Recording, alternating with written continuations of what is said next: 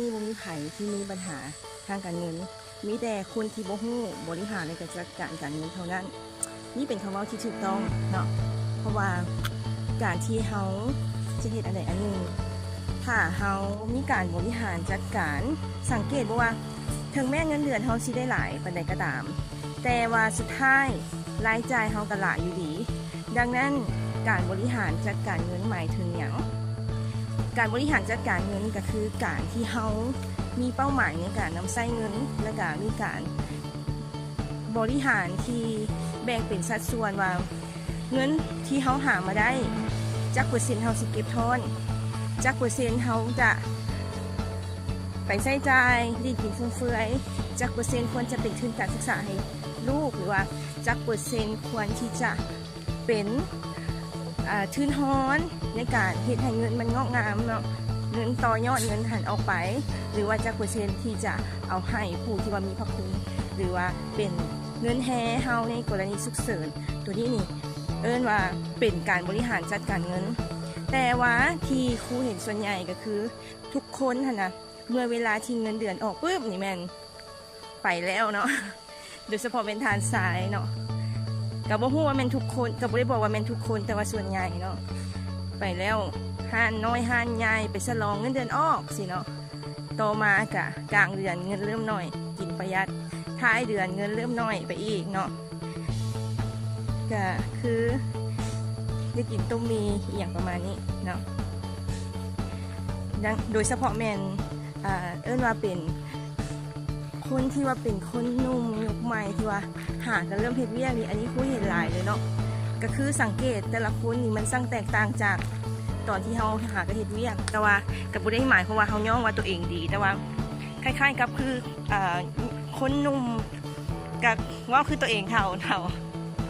คนหนุ่มในยุคปัจจุบันนี่นะกับพวกรุ่นน้องว่าสันสปายที่ว่าหากันมาเฮ็ดเวียกใหม่นะ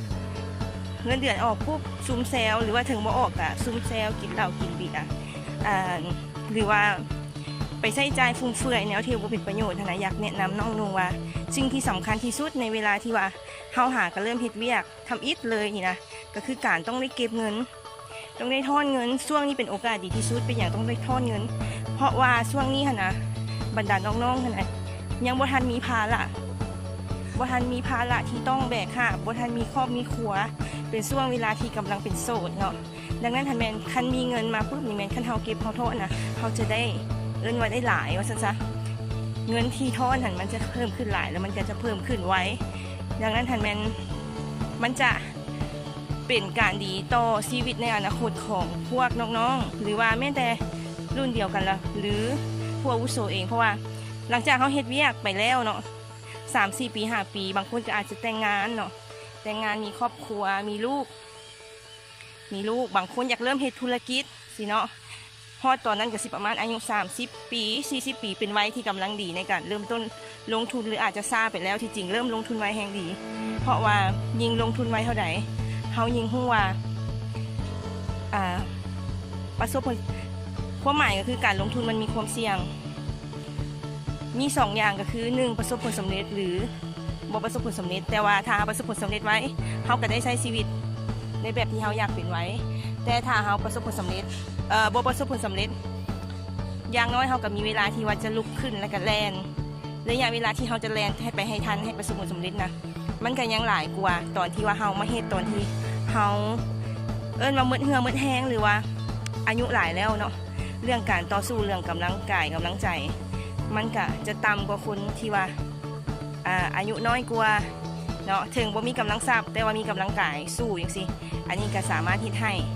เวียกหรือว่าธุรกิจที่ว่าเขาอยากเฮ็ดเขาฝันไว้นะมันถึงมันจะล้มก็สามารถลุกขึ้นได้ไวเนาะเป็นกำลังใจให้ทุกคนเด้อครูดร.เกตแสงสว่างของช่องทางสร้างชีวิตอยากให้ทุกคนออกมาแบ่งปันเรื่องราวสิ่งดีๆเป็นประสบการณ์ดีๆหรือว่าประสบการณ์ในการเฮ็ดเวียกสิ่งที่ว่าจะเฮ็ดให้คนที่เฮ็ดเวียกในแขนงการเดียวกับเฮาหรือว่าอาจจะเป็นเพื่อนร่วมงานรุ่นน้องหรือว่าคนที่มีเดินร่วมทางในเส้นทางเดียวกันนะได้ฮู้ว่าเส้นทางนี้เนาะมันมีกับดักมันมีหลุมมันมีบ่อมันมีก้อนหินอยู่บนใดๆเพื่อที่เฮาจะหลีกและก็ย่างไปนำกันได้อย่างไว้ว่าถ้าเฮาฮอดจุดหมายไว้ สิ่งที่เราจะเป็นต่อไปก็คือการพัฒนาตัวเองและกับการพัฒนาประเทศเพื่อให้คนที่อยู่ร่วมกันได้มีชีวิตที่ดีขึ้นทุกๆคน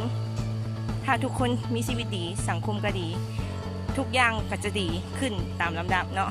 เป็นกำลังใจให้ทุกท่านครูดร.เกษแสงสว่างทรงทางสร้างชีวิตลาไปก่อน